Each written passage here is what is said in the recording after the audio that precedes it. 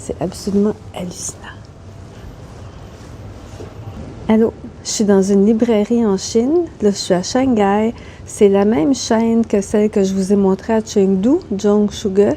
Mais comme vous voyez derrière moi, celle-là, elle est encore plus spéciale. Je vais vous faire une vidéo sur laquelle je vais mettre du voice-over pour pas parler à l'intérieur. Et en passant, je viens de m'acheter ce sac-là que vous voyez dans le miroir. Donc voilà, c'est absolument hallucinant.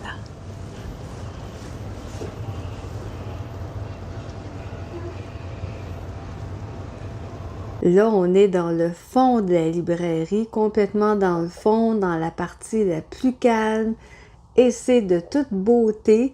C'est des voûtes en forme d'ogive. L'ogive, c'est cette forme pointue mais arrondie. Et c'est très très calme. Il y a des chaises partout. Les gens sont assis puis ils lisent. Il y en a qui ont une boisson, là, un café ou un thé, je sais pas. Et c'est permis apparemment. Ils vendent à côté. Puis c'est une librairie. C'est pas une bibliothèque.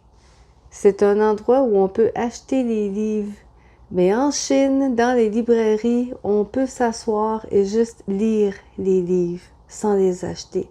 Je trouve ça absolument fantastique. C'était comme ça à l'époque où on habitait à Shanghai. Les librairies étaient très grandes. Ils étaient moins fantastiques que maintenant. Mais il y avait du monde assis partout. Il y avait des bancs. Les gens étaient assis à terre puis ils lisaient les livres. Je trouvais ça absolument fantastique. Et ils ont gardé cette attitude que c'est correct de lire dans les librairies.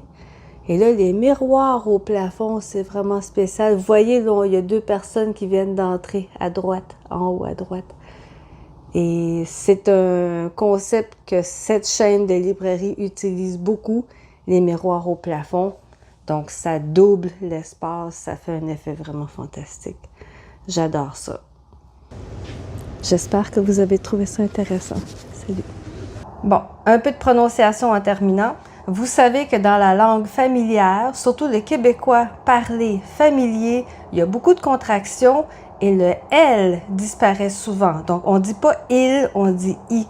On ne dit pas « il y a », on dit « y a ». Puis on ne dit pas « il y avait », on dit « il y avait ». Donc, voici toutes les instances que j'ai trouvées dans cette vidéo où je fais ça. On commence avec « il y a », prononcé « ya » en québécois.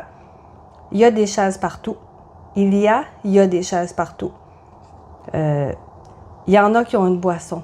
Il y en a qui ont une boisson.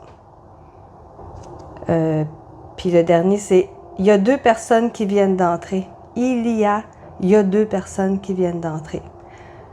Au passé, à l'imparfait, c'est la même chose. Il y avait. Donc, il y avait du monde assis partout. Puis, il y avait des bancs. Donc, il y avait, c'est il y avait. Ils au pluriel, les gens sont assis puis ils lisent. Ils lisent, ils lisent. Ils vendent à côté. Ils le vendent, ils vendent le café, ils vendent à côté. Les gens, ils lisaient des livres. Puis ils lisaient les livres, pardon, à Shanghai.